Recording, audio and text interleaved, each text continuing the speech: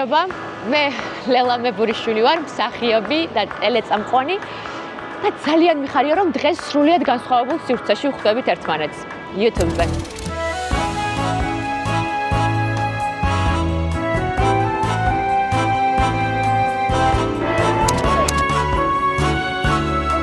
ჩემს YouTube არხზე დათვალიერებთ მსოფლიოს სხვადასხვა ძალიან საინტერესო ქალაქებს, დაფარულ ადგილებს აღმოაჩენთ და ასევე გაიცნობთ ძალიან საინტერესო ადამიანებს და მათ უცნაურ და გამორჩეულ ისტორიებს მოისმენთ. შემიღე? ნუ არა. გაუცრება.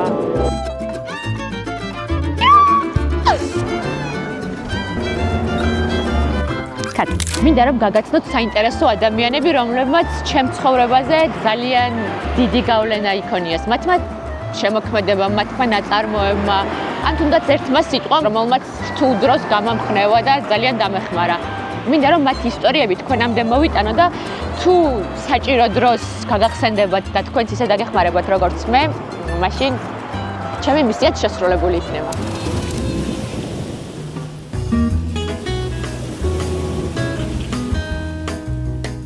მე ვარ ბარსელონაში. ეხლა ძალიან ადრეა, გათენდა. ზღვის სანაპიროზე ჩამოვედი, რომ ენერგია მოვიკრიბო, იმიტომ რომ დღეს დარწმუნებული ვარ, დამჭირდება ძალიან ბევრ ადგილას უნდა წავიდე. მადლობა მინდა უთხრა ჩემს გენერალურ სპონსორ არქის, რომელიც არის ლიდერი დეველოპერული კომპანია საქართველოში. დღეს ვხვდებით საქართველოს კალათბურთის ნაკრების კაპიტანს თორნიკე შენგელიას და მის მეუღლეს, ულამაზეს და უსაყვარლეს ჩემს მეგობარს სალი ჯუღელს და მთელ დღეს ერთად ვატარებთ. ამიტომ უნდა ვიჩქაროთ, წავიდეთ.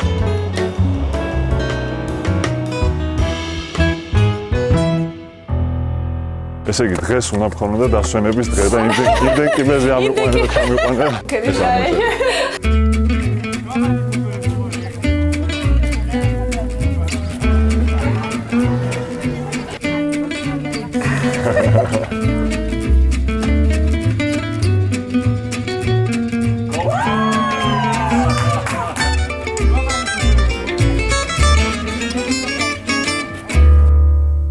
ეხლა მივდივარ სალისთან შესახვედრად და იმედია თორნიკეც მალე შემოგვიერთდება.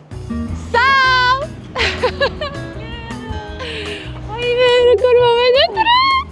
ხარ მინახეთ. მოჭედა გაგიკეთო პირდაპირ. როგორ ხარ? ყველაფერი უნდა მოვასწროთ, წავედით სწრაფად. კი, ყველაფერი უნდა მოვასწროთ, იმიტომ რომ მეც ისეთი საგიჟეთი მქონდა, რომ აი ამოლაგების პროცესი დალაგების ვერ ვნახე ხა ესე ბარსელონა და შენთან ერთად ჩამოვწერე, რაც მინდოდა. მე ნახე შენთან ერთად უნდა ვნახო, ეხლა მე. ჯერ მითხარი ისაუზმე მოასწარი საუზმე, იმიტომ რომ მე ვერა. ხო და წავიდეთ. მაშინ წავიდეთ ჩემს საყვარელ ადგილას წაგიყვან, სადაც ძალიან მიყვარს, რომ დილაობით იქ ვისაუზმო ხოლმე. ანუ ეს არის შენი საყვარელი საუზმის ადგილი. მიყვარს ეს ადგილი. ლანჩიც ძალიან კარგი აქვს, მაგრამ საუზმე. მოიცადე ყველა ადგილას, სადაც მივალთ, უნდა გადავუღო ფოტო რა დამამახსოვრდეს. ჩემი პატარა.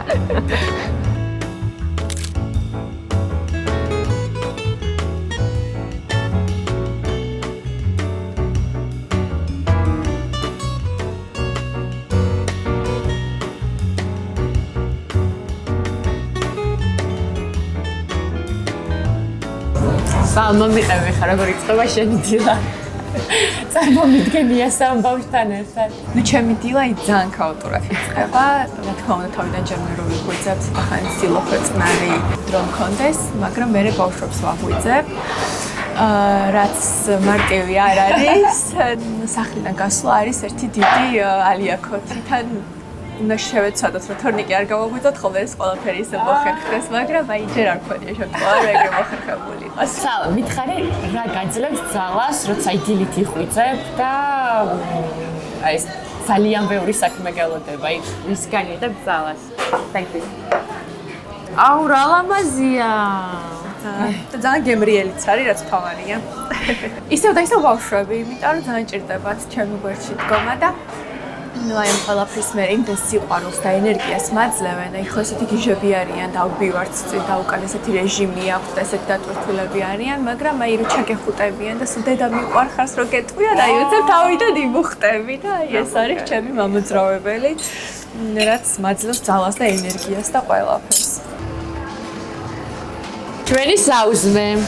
ჩემი ყველაზე საყვარელი დღის კვება არის საუზმე. აუ, ჩემიც.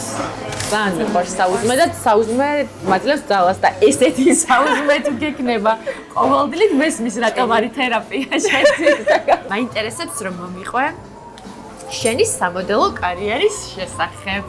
ძალიან წარმატებული მოდელი იყავი და როგორ დაიწყო ეს ყველაფერი? ჩემთან ერთად ვიყავით პარიზში და Moulin Rouge-ის სპექტაკლზე წავედით პარიზში და იქ რო დამთავრდა სპექტაკლი, ერთ-ერთი ადამიანი მოვიდა და მეუბნება რომ მე აგენტი ვარ და ძალიან კარგი იქნება თუ მოხვალ ჩვენთან სააგენტოში. სრულიად შემთხვევით მოხდა ეს ყველაფერი? ხო და რა თქმა უნდა სანამ არ დაწმუნდნენ არ გადაამოწმეს ოჯახმა რომ მართლა აგენტი იყო, იყო ერთი ამბავი, მაინც მივედით სააგენტოში უკვე იმეილებით საუბრის მერე და შემთავაზეს რომ აი თუ გინდა რომ ჩვენთანო გაგრძელო კონტრაქტია გააფორმო. რამდენი წლის იყავი? 17 წლის ვიყავი. ძალიან პატარა. ძალიან პატარა ვიყავი. ესე გადავედით პარიზში. არ მომიდგენ, ან დედაშენიც გადმოვიდა. კი, რა თქმა უნდა, ხა ისე ყველგან დაყვებოდა კასტინგებზე ხო? ისე ძალიან სასაცილო ისტორიები მაქვს მაგასთან დაკავშირებით. ყველა მიცოდა რომ სადაც მე ვიყავი, იქ ჩემი აუცილებლად იყო და თუ მარტო ვიყავი ან დაბადების დღეს რო გადავიხდით და მარტო ვიყავით ხო და გვერდზე კაფეში აუცილებლად იჯდა დედაჩემი და მისი დაქალები და რაღაცა ხო კარგად ვიყავით დარწმუნებულიყვნენ და ეხლა წადმე ხვარზის. არ გამიკვირდება ეხლა თავი რა შემოყავს. ეს ყველაფერი თორნიკეს ყურამდეც მივიდა და ზაზა და თიკა როგორც გითხარით ჩვენი ძალიან ახლობლები არიან და ნუ ეს ყველაფერი რო გაიგეს ეხლა დედაჩემს ძალიან აი ესეთი ბიჭია თორნიკე და ცდილობენ რა დედაჩემი მოტერა. ხო და მე ხალხ მომწერა თორნიკემ რომ პარიზში უნდა ჩამოვიდეო. და ზარი სკაიპში, მაშინ სკაიპი იყო ძალიან აქტიურად ვიყენებდით ციკას და ზაზა რომ აი ნინო ხო იცი ეხა ესეთი ბიჭია და არ მოგწრა თავი და ბავშვი მარტო გაუშვი. ეს ეხა თორნიკე მარიცის ეს და თორნიკე მისის ის რომ წულ არის ნინო. და იმ პერიოდში დედამისიც იყო ბელგიაში. მასთან ერთად რა და მე როგორც მომიყვა დედამის ეუბნება რომ წამოდი ახაო შენო რომ სალიო მარტო არ იქნებაო და შენო ნინოსო მოტეხავა და მე და სალიო მარტო გავისეირდებ. რა მოგიქეთ დედაჩემს ზაზა და თიკა რომ დაუშვი მარტო და თუ კარგი დაიყოლიეს და მივდივარ ახლა მე მარტო გამიშვა დედაჩემ რომ შევხვდე თორნიკებს და მივდივარ და სადაც დავნიშნეთ შეხვდეთ რომ ხედავი თორნიკე არ არის მარტო. გავიქედი ქეთი თორნიკესთან ერთად, თორნიკეს დედა. მე ვიყვებოდა თორნიკეს უმალიშნებდი ახლა. აი მარტო რა დაგინახე, აი არ ვიცი რა დავემართავ. სანამ მიდიხარ პაემაზე და თორნიკე ჩანაფიქრით რომ ქეთი დინოს მოტეხავ და მე რა აღმოჩნდი მარტო. და აი ძალიან ვიცინეთ. შეხვედრია ესეთი სიტუაცია ქონია, როცა იმედღაც რომ გქონდა რაღაც უზოთ მოგეცენ. კი, მქონდა შემთხვევა. რიკოვესთან მუშაობდი, შოურუმშიც ვიყავი, კატალოგისთვისაც გადამიღა და მუშაობდი უკვე ყოველ სეზონზე. მქონდა ძალიან კარგი სამზარეულო შიგნით რა შევიყავდათ და მე არის ეს არ ყოფილა დიეტაზე ან რაღაცა ბუნებრივად ვიყავი გამხდარი. ძალიან გამხდარი და არ გეშინა და მომატების. და მოხდა ისე რომ ზარეულობა ჩამიშვა, როცა ბევრ ჭამსა სამზარეულოშიო.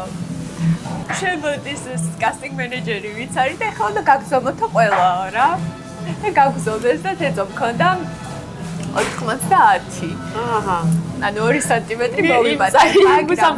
მაინც ყველაფერი დიდი მქონდა მაგისი რა, ხო იცი ის რომ ცოტა რო წრება და ის, მაგრამ მიუხედავად იმისა რომ უნდა და დიდი მაინც მითხრა რომ აიო 98 თუ აგიყვანეთო და ეხლა 90-ზეო გამომიშვეს რა ხო კი გამომიშვეს ანუ 3 დღე მქონდა დარჩენილი და ეს 3 დღე აღარ მოხვიდეო მაგრამ ძალიან პიტირე მახსოვს იმიტომ რომ მიჩვეული ვიყავი რა ყოველ სეზონზე მივდიოდი და მივდიოდი და ტირილი ნერვიულობით და ჩემო შენობაზე არის ნერვიულო არ მოხდა დამეწონა რა დამამშვიდა და რაღაცა მხრივ თქვა ვიძახი ალბათ კარგი იყო იმიტომ რომ მე იმიტომ რომ მაქინად წამოვედი მოვხდი ბელმენთან და იქ უკვე ძალიან კარგად მუშაობდი ძალიან ბევრ საინტერესო ხალხს შევხვდი ბელმენთან მიმუშავია ელისაბი ეტამი მეთიუ ვილიამსონი, ვალენტინოსთან მქონდა გადაღება.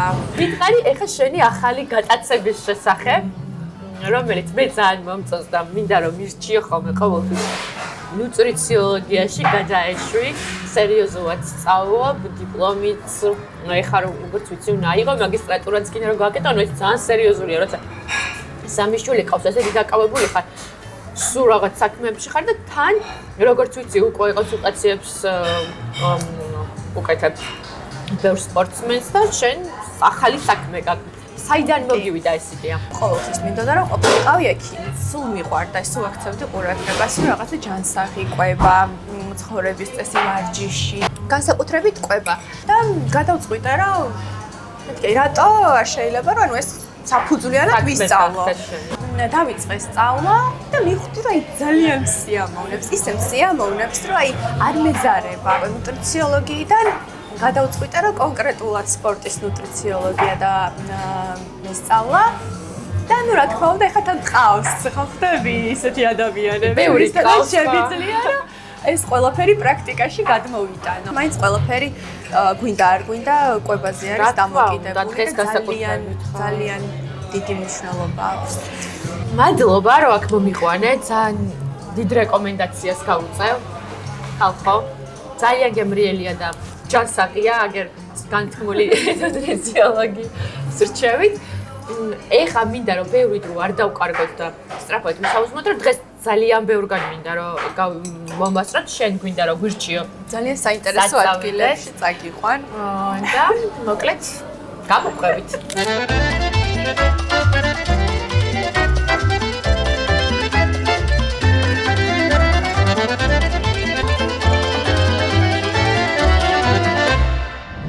ახლა მივდივართ პობლე ესპანიოლ, ესე ქვია. არ ვარ არც მე ნამყოფი, გამიგია რომ ძალიან საინტერესო არის და ესპანური კულტურის ნაზავი არის, გაერთიანება არის და ძალიან მინდოდა რომ დამეთვალიერებინე სულ და მოკლედ ერთად დავათვალიეროთ ახლა. მანქანით 10 წუთში მივადექით პობლე ესპანიოლს. წარმოიდგინეთ პატარა ქალაქი ღია ცის ქვეშ, სადაც რამდენიმე წუთში თითქოს მთელი ესპანეთი შეგიძლია მოიარო. სხვადასხვა რეგიონის ქუჩები, სახლები, ტრადიციები, ყველაფერი ერთადაა თავმოყრილი. ერთმანეთისგან სრულიად განსხვავებული არქიტექტურა. ძალიან საინტერესო სანახავია. ეს ადგილი 1929 წელს აშენდა. არქიტექტორებმა ქვეყნის ასობით ქალაქი და სოფელი მოიარეს, რომ ზუსტად გადმოეცათ მათი სტილი. საინტერესო და ლამაზი სანახაობაა. სხვათა შორის არც ისე ბევრი ტურისტი შეხვდებათ, ასე რომ მშვიდად დაათვალიერებთ. მითხარი ყველაზე ისეთი ადგილები, რომ ერთ დღეში ვთქვათ, აუცილებლად ურჩევ იმ ადამიანებს, ვინც ბარსელონაში ჩავედიან. ტურისტული ადგილებიდან აუცილებლად სანახავი არის საგრადა ფამილია. თან მით უმეტეს წელს დაასვეს გუმბათი და წელს დამთავრდა. კასაბატიო, პასეო დე გარსიაზე უნდა გაიაროთ. რამბლას, კიდე ჩვენ წავალთ მონჯუკის პარკში წავიდეთ. პობლე ესპანიოლ ეხა სადაც ვართ. ხო, ეს ძალიან მომწონს, ლამაზი ადგილია, ნახე იქ. ესენი არის განსაკუთრებულად, რასაც ურჩევდი რა, რომ ჩამოდიხარ ბარსელონაში, რომ პირველად ნახო.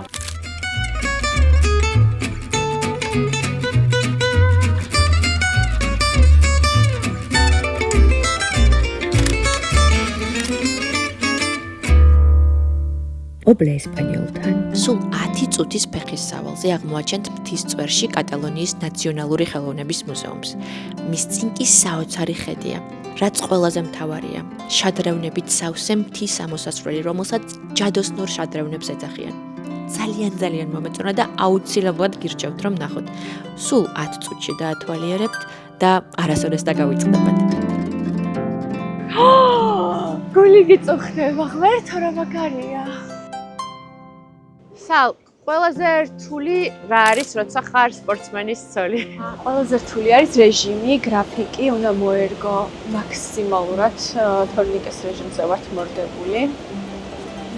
ეს ცვლილება საცხოვრებელი ადგილების სხვა ძალიან რთულია, უმეტესად თოისებიან ბოლქვები და უფრო რთულდება და ხელშეწყობა უნდა ძალიან დიდი, რომ ითამაშოს ისე როგორც საჭირო არის. ჩემთვის გმირობის ტოლფასია, რასაც შენაკეთებ თავიდან ბოლომდე. ძალიან ძლიერი უნდა იყო. თუმცა იმდენ დადებით და იმდენ სასიამოვნო რაღაცასთან ერთად მოდის ეს ყველაფერი, რაღაც მოყვება ამ ყველაფერს, რომ აქედან გამომდინარე უკვე ეს გიმარტივებს ყველაფერს და ხალისით აკეთებ იმასაც, აქ საღამოს როგორც ვიცი, ხალხი იკრიბება და ლაივ მუსიკა არის ხოლმე და რა ვიცი, აქ ამ გარემოში ლაივ მუსიკის მოსმენა ალბათ არ ვიცი. ზოგადად ესპანელები აი ისიც ცოცხლიცავსა ხალხია რა, ისო გართობა მუსიკა, რაღაცა თავისუფლება. აი კარგი ხასიათის ცხოვრების კი, აი ზუსტად.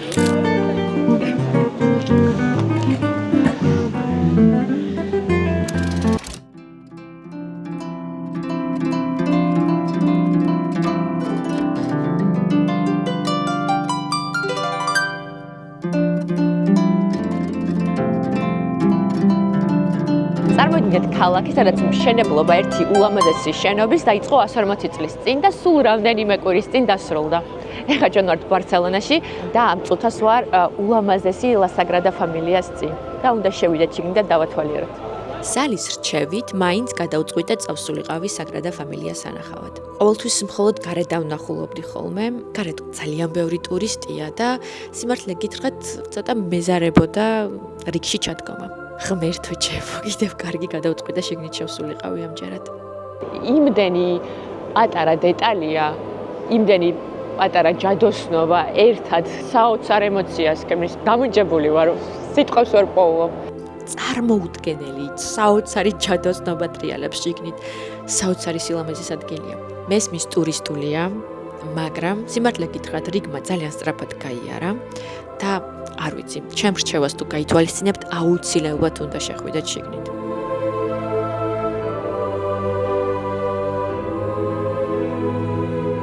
დაახლოებით 140 წლის წინ დაწყებული მშენებლობა ახლა სრულდება, რაც Sagrada Familias მსოფლიოს ყველაზე მაღალ კათედრალად გადააქცევს. შიგნით რომ შედიხარ, სინათლე ისე ეცემა სვეტებს, თითქოს ტყეში ხარ. Sagrada Familias ფერადი შუშები ერთ-ერთი ყველაზე შთამბეჭდავი დეტალია ტაძარში. ისინი ისეა შექმნილი, რომ მზის შუქი სხვადასხვა დროს, სხვადასხვა ფერად ანათებს. და შეგრძნება გაქვს თითქოს ტაძრის შიგნით სინათლე მოძრაობს, თითქოს სივრცეა ცოცხალია და მუდმივად იცვლება. საოცრება. აუცილებლად უნდა ეწვიოთ ამ ტაძარს.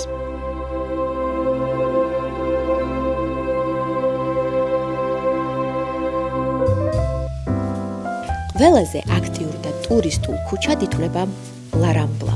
ულამაზესი ფართო ქუჩა ფანტასტიკური არქიტექტურით. ყოველთვის ძალიან დატვირთულია ტურისტებით, თუმცა ვფიქრობ, მაინც აუცილებელი სანახავია. მაგრამ რა თქმა უნდა, თუ სიმშვიდეში სეირნობა გირჩევნიათ, აქ მოსვლას არ გირჩევთ. ყოველთვის ხმაური და ალიაქოთია. თუმცა, სიმართლე გითხრათ, აქაც შეიძლება სიმშვიდეს შეაფარო თავი. ვიპოვე პატარა დაფარული ადგილი, სადაც ბევრი განსხვავებული კაფეა თავმოყრილი. ძალიან ლამაზი ინტერიერი აქვს და თან აღმოვაჩინე უსაყვარლესი სარკებიანი ოთახი მოსაწესრიგებლად, რომელიც თეატრის საგრემიოროს გავს.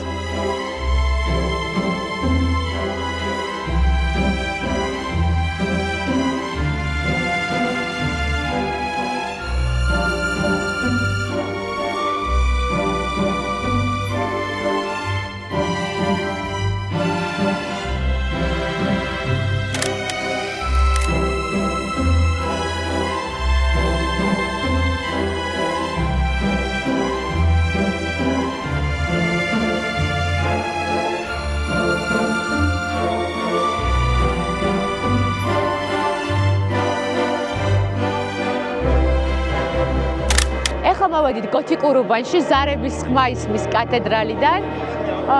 დაახლოებით 15 წუთი დამჭირდა ცენტრიდან აქ მოსვლა, ამიტომ აუცილებლად უნდა მოხვიდეთ და ეწვიოთ. ეს უბანი ყველაზე ნათლად ასახავს ბარსელონას, ძველი ბარსელონას სახეს. თუ La Rambla-დან დაახლოებით 10-15 წუთი ფეხით გაივლით, გოთიკურ უბანში აღმოჩნდებით. მე-14 საუკუნის ულამაზესი არქიტექტურის ხაბარში, რომელიც კინოს კადრებს გავს. შენობებს იმდენი პატარა უცნაური დეტალი აქვს, რომ საით გაიხედო არ იცი. თითოეული კუთხე, ქუჩის პატარა სავალი, შენობის დეტალი უდიდეს ისტორიას იტევს.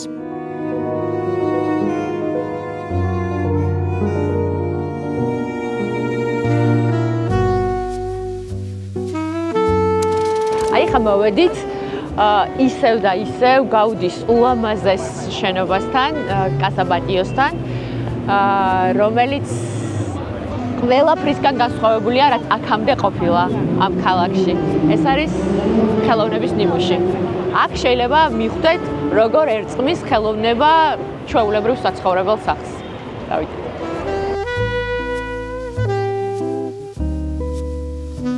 თუ ამ ულამაზეს შენობებში შიგნით შესვლას მოახერხებთ, ნამდვილად არ ინანებთ. ეს არის სივრცე, რომელიც ამოუწურავია.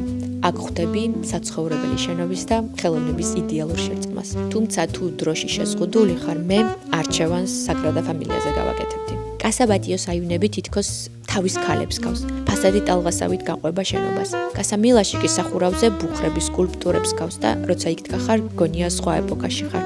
აბსოლუტურად განსხვავებული შენობებია და თან როგორ იგრძნობა, რომ ერთი ადამიანის შექმნილია.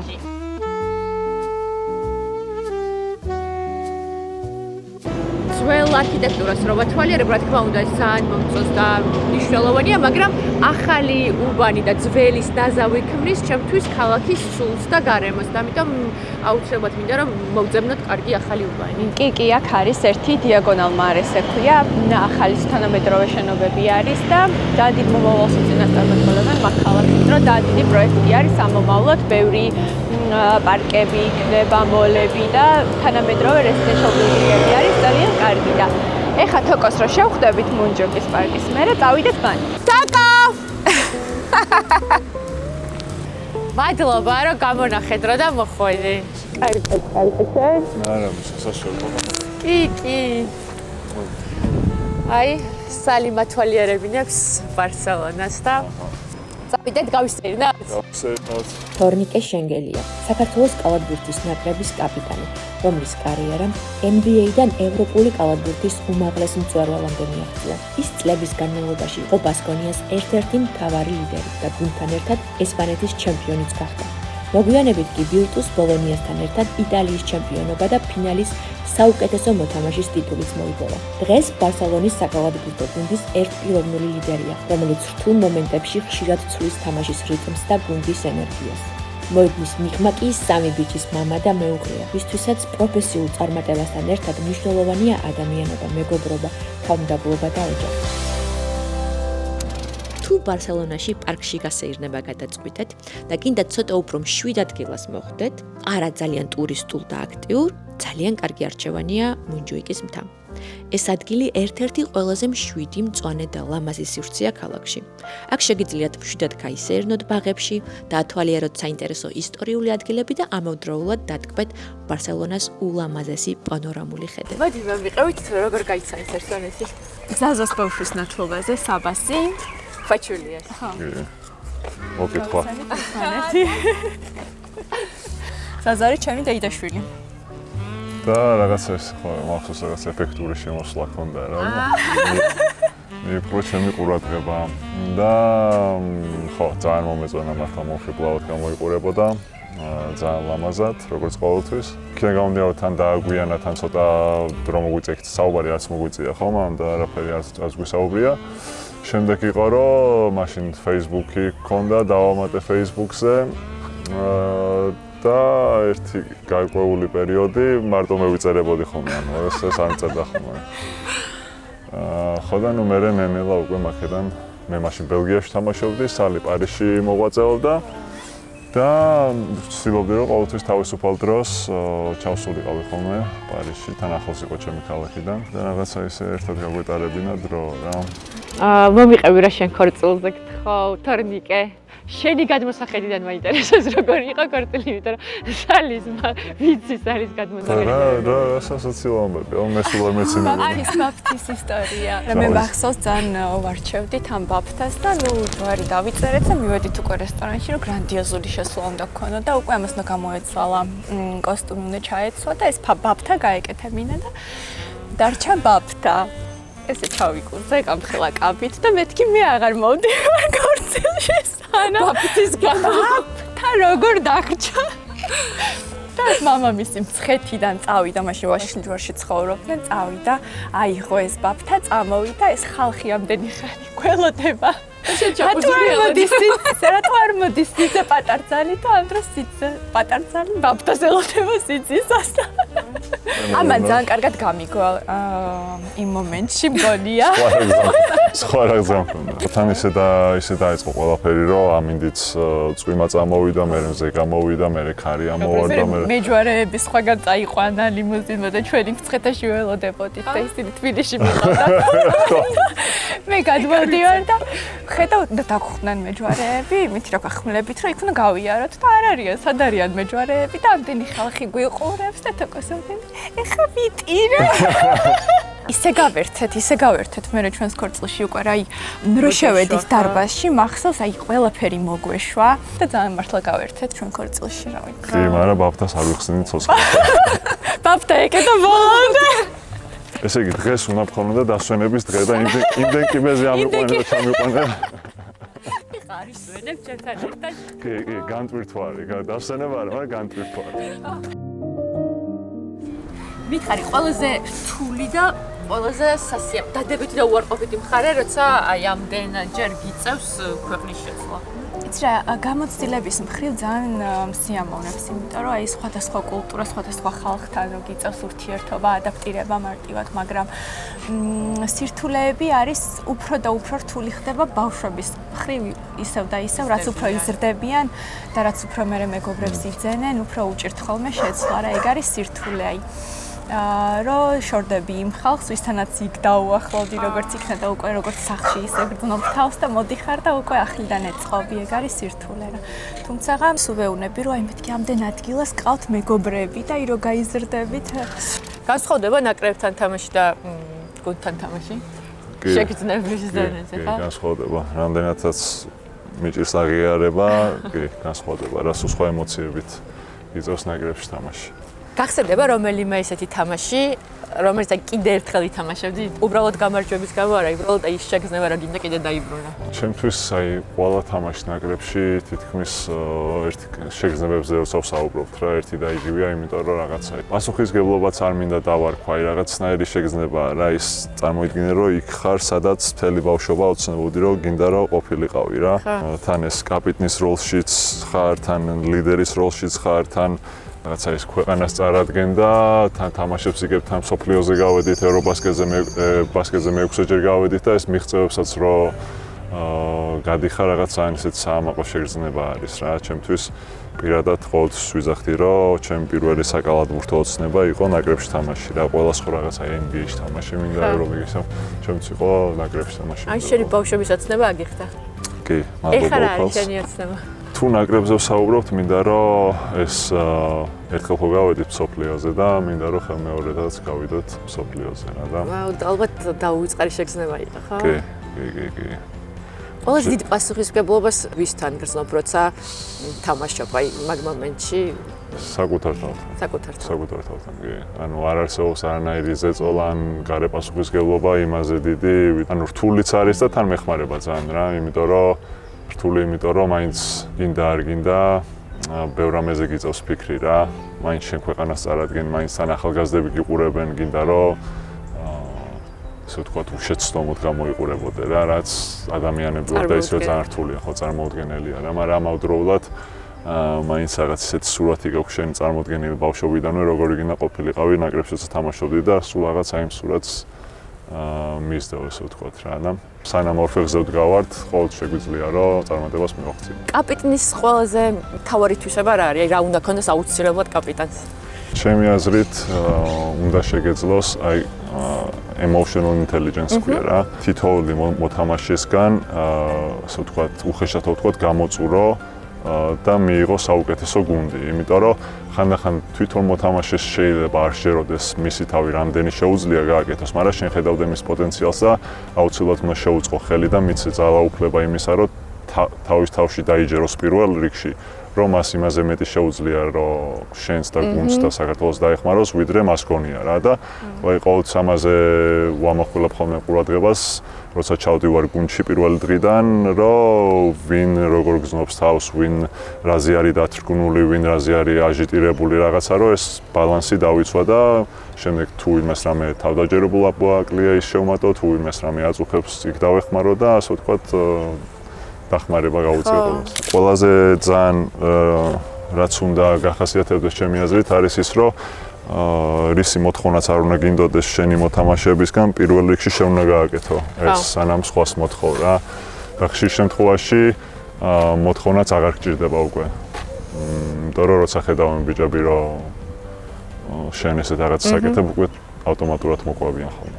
ჰიმნი როცა ისმის რა ფიქრი გაქვს ხოლმე? თუ რაღაცის კეთილი. ყოველთვის აი ხა ჩემი ოცნება რატო იყო, გეტყვი ხა მაქედან დავიწყო და ჰიმნამდეც მივალთ. მაშინ ხო გახსოვს რო ვიზებოდი ჩვენ არც ინტერნეტთან ქონდა წვდომა, ელექტროენერგიაც ძალიან იშვიათად ქონდა და პირველ თამაშებს რაც დავდიოდიყო, ნაკრების თამაშები რა. და ეს ერთი სურათი მაქვს ჩარჩენილი, როდესაც ტრიბუნებზე ვიყავით, აი მახსოვს რა ადგილას ვიჯექი და ეს რა კურსი მახსოვს, როგორ უყურებდი ნაკრებს. და ჰიმნის დროს ვიდექი ფეხზე და მახსოვს აი მაგ მომენტში ჩამესახა ეს ოცნება რომ აი მე მინდა რომ იქ ვიდგე და ჰიმნს ვღეროდე ჩემ გუნდთან ერთად. ოცნება რადგან აგიხდა, რამხელა ამბავია რომ შენი მაქსიმუმი გინდა რომ აჩვენო ყოველ თამაშზე.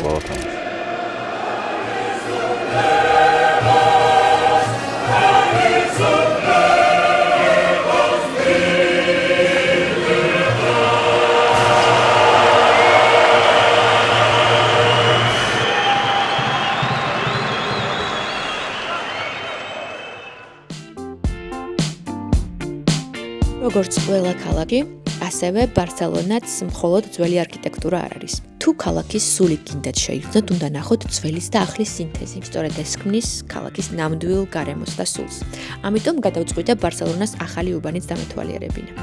ეს არის ერთ-ერთი ყველაზე ცნობილი და ლამაზი შენობა, როგორც ვთქვი. მოდი ვნახოთ.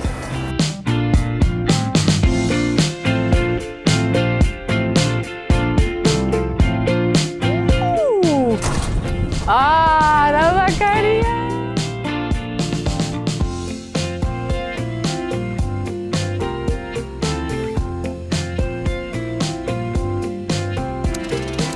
ძალიან ლამაზად აქვთ მოწყობილი. მოგინდება დარჩენა და ცხოვრება. იქ ვიყავით ახლა ზუსტად. იქიდან მოვდივართ მონჯუიკზე. მონჯუიკზე. ყველაფერი ახლოს არის, რა მაგარია. ანუ და მაგარი ხედებია ნახე აგეთ და ქალაქი ზღვა. ხამე წარმომიდგენია რა ლამაზი იქნება. თორიკე, შენთვის რა არის ყველაზე მნიშვნელოვანი, როცა გადადიხარ ახალ ადგილას? ახლა მე-6-ჯერ თუ მე-7ჯერ იცვლი ქვეყანას და ქალაქს. წარმომიდგენია რა რთულია, ახლა მე მეორეჯერ შევიცვალე და ძალიან გამიჭირდა და აი პირველი რას აქცევ ყურადღებას, როცა გადადიხარ ახალ ქალაქში.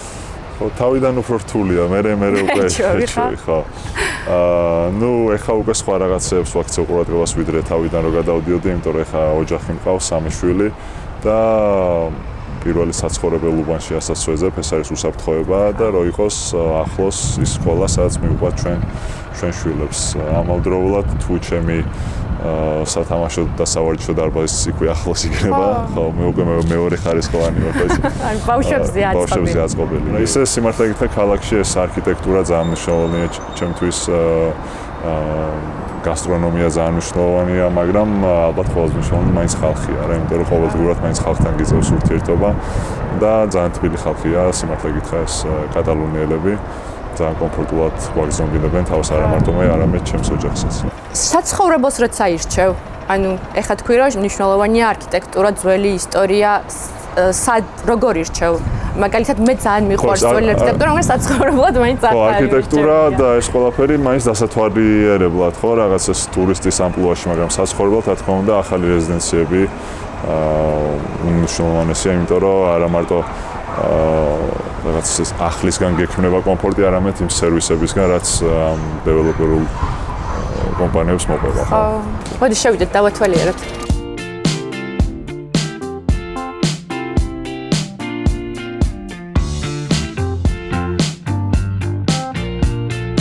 თბილისში არ გვაქვს ესეთი ხედი, მაგრამ ბათუმში გვაქვს და თბილისში გვაქვს ძალიან ბევრი საინტერესო აი ესეთი შენობები და წამოწყებები, რომ აი ესეთი ამაზე უკეთესი კიდე კომპლექსები გქონდეს. Grand Avenue არის თბილისის ახალი ცენტრი, რომელიც დინამოსთან ახლოს მდებარეობს. აღსანიშნავია, რომ შენდება გვირაბი, რომელიც ახალ კომპლექსს ცენტრალურ თბილისს უკავშირებს. ყველაფერი ერთად ქმნის თბილისის ახალ ურბანულ ცენტრს, სადაც ცენტრამდე გადაადგილება რამდენიმე წუთში იქნება შესაძლებელი. ეს მიდგომა გარკვეულწილად გავს იმ მოდელს, რასაც დღეს ბარსელონაში ახალ საცხოვრებელ კვარტლებში ვხედავთ, სადაც ცხოვრება, მუშაობა და დასვენება ერთ სივრცეშია გაერთიანებული. ასევე, რა თქმა უნდა, ძალიან მნიშვნელოვანია საერთაშორისო ხარისხი. Grand Avenue-ს არქიტექტურა ეკუთვნის Veiapois, ლანდშაფტის დიზაინი კი Bob Earleys. არქის კომპლექსები მახსენდება, რომლებიც არის პრემიუმ, ძალიან მაღალი დონის და არანაკლებ კარგი ხარისხის პროექტები და Grand Avenue, რომელიც ახლა არის, რა ვიცი, ტოპ ყველაზე მაგარი. ეთანხმები რა, რომელ პროექტშიც თითქმის ყველაფერია გათვალისწინებული და შექმნილია პირობები, რომ ადამიანმა იცხოვროს, ხო? როგორც ვისაუბრეთ ჩვენ ბაღების სკოლები და ყველაზე მნიშვნელოვანი თემა რაც არის ეს რეკრეაციული ზონა 75% აქვს დაწესებული და ძალიან მნიშვნელოვანია. ძალიან მნიშვნელოვანია. თან ესეთ პროექტები, რავი, სიმართლე გითხრა, ბევრი პროექტი მოხსნა ნახე ევროპაში, ალბათ ერთ-ერთი ტოპ პროექტი არის, არა მარტო როგორც პროექტი, არამედ ხარისხის ხრითაც.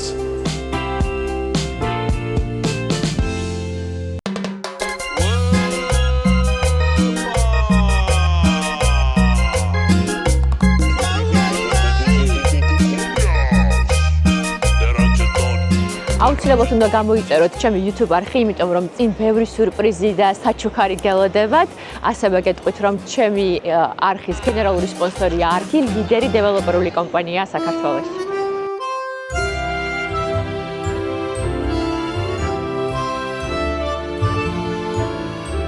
თოკო, ხვალ რა შეიცვალოს ყველაფერი, გეგმები. ქალაქი, კარიერა, სად ხედავ შენ თავს?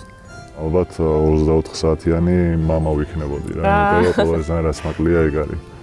და ჩემი სამსახურზე კარიერაც იქნებოდა ეგ. რთულია კარიერის და ოჯახის რაღაც სტაბილურად შეთავსება. რთულია. მაგრამ როგორც წინაზე საუბრობდით და გიხსენე, რომ რაღაც ხრივ ეჩვევი და ყველაზე ძალიან ვინც მიმარტივებს ამ ყველაფერს არის სალი. დიდ სამსახურს მიწევს მაგ ხრივ, რომ ეს სირთულე მე არ ვიგრძნო და არც ბავშვებმა იგრძნოს რა და ეს ხიდი არის ჩვენ შორის სალი. ძალიან რთული მისია აქვს რა? კი, სალის ალბათ ყველაზე რთული მისია აქვს რა. იმიტომ რომ ეს სალი არის ვინც აბალანსებს ამ ყველაფერს, ჩემ მხარესაც, ჩემ ემოციებსაც და ბავშვების მხარესაც, მათ ემოციებსაც. რავი, თითქმის თავით ვარ გადავარდნილი ხო, კალად ბურჩი და ამავდროულად მინდა რომ ვიყო საუკეთესო მეუღლე და საუკეთესო მამა რა და არ არის მარტივი, მეცაც გეტყვი რომ ძალიან რთულია, მაგრამ სხვა გამოსავალი არ გვაქვს და მივყვებით, ასე ვთქვათ, თავს ვართმევთ რა, მადლობა გმირს. ხო, ძალიან კარგად არის მე მგონი თავს, იმიტომ რომ მოხვედი და ვინახე რომ პირველი ნოე მოვიდა და შენ დაანწყდარე რაღაც გაბრაზებული იყო და შენთან ყოფნა სიმშვიდეს ანიჭებდა. აი თქვენ ოჯახში შენ შემოგაქვს სიმშვიდე და როგორ ფიქრობ? კი, ვცდილობ ხოლმე ბიჭებთან სულ რომ როდესაც ემოციურები არიან, ყოველთვის თუნდაც საუბრის ტონით, ან თუნდაც სხეულის ენით დაბლა ჩამოუწიო მათი, ესე ვთქვათ, ეს რა ქვია, ემოციები რა, იმიტომ რომ დღის ბოლოს მინდა რომ თვითონაც ისწავლო, რომ ეს ემოციები ნორმალურია. მითხარი ერთი რა, ესთვისაც ყოველდღიურად მადლობელი ხარ. ყოველთვის ვცდილობ რომ დილით საღამოს ლოცვები წავიკითხო. ყოველი გათენებული დღისთვის და ჯანმრთელობისთვის და ჩემი ოჯახისთვის და ჩემი ოჯახის ბედნიერებისთვის ყოველთვის მადლობას ვუხდით მერც და ამისთვის ვარ მადლიერი ყოველ დღე.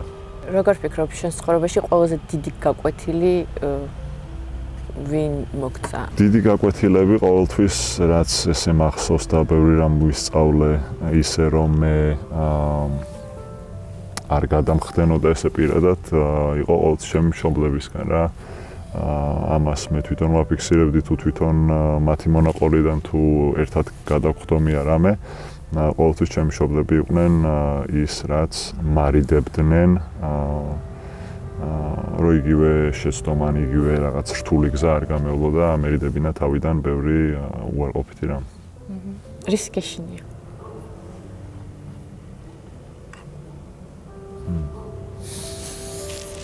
შერისი გეშინია? მე მეშინია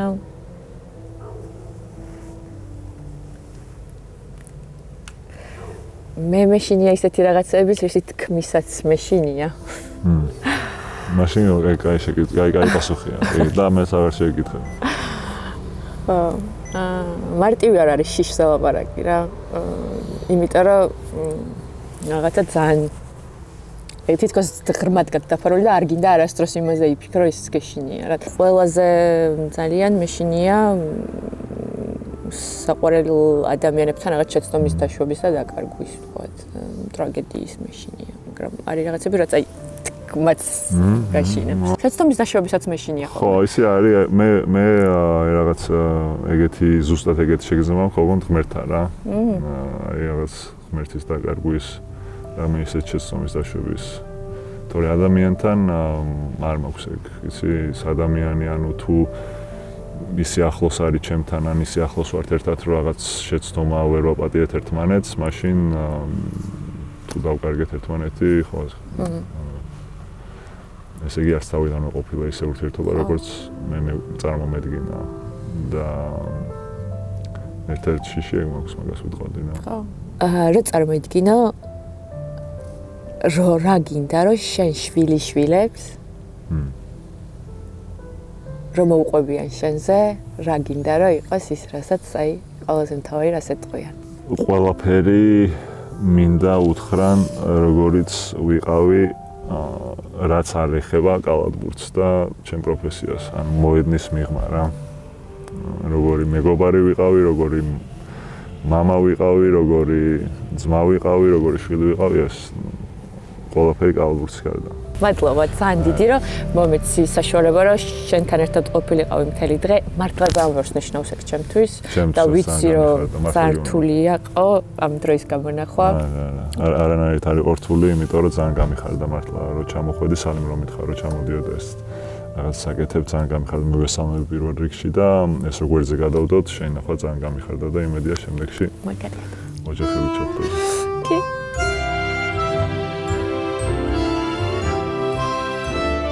როგორ ხართ ბიჭებო? Așa. Როგორ ხარ? Așa. კარგად.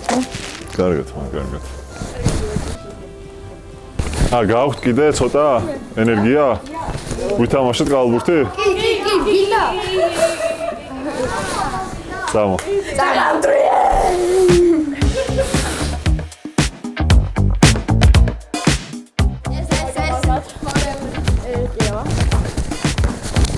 ეხლა სხვა შეცვალე.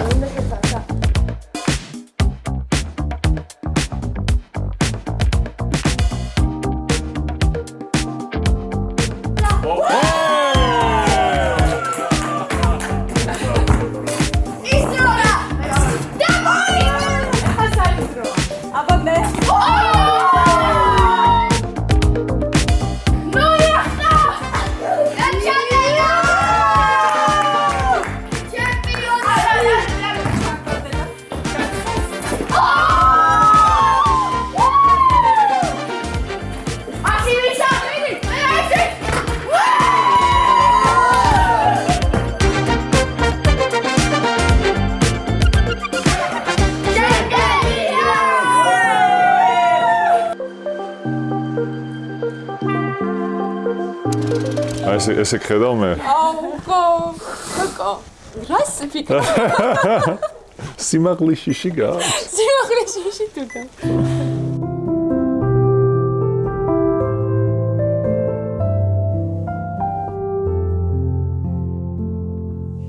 არხის გენერალური სპონსორია არქი, ნომერ 1 დეველოპერი საქართველოში.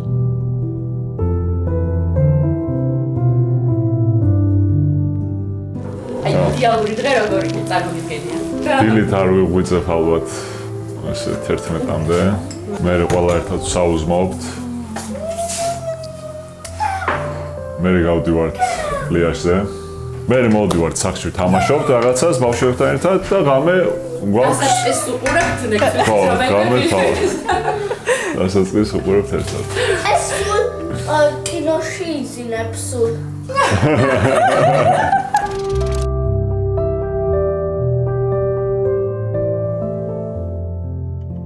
ძალიან სასიამოვნო იყო თორნიკესთან და სალისთან ერთად დღის გატარება, ბარსელონას დათვალიერება მათთან ერთად. ეს ქალაქი ყოველთვის აღმოჩენებით და სიურპრიზებით სავსეა.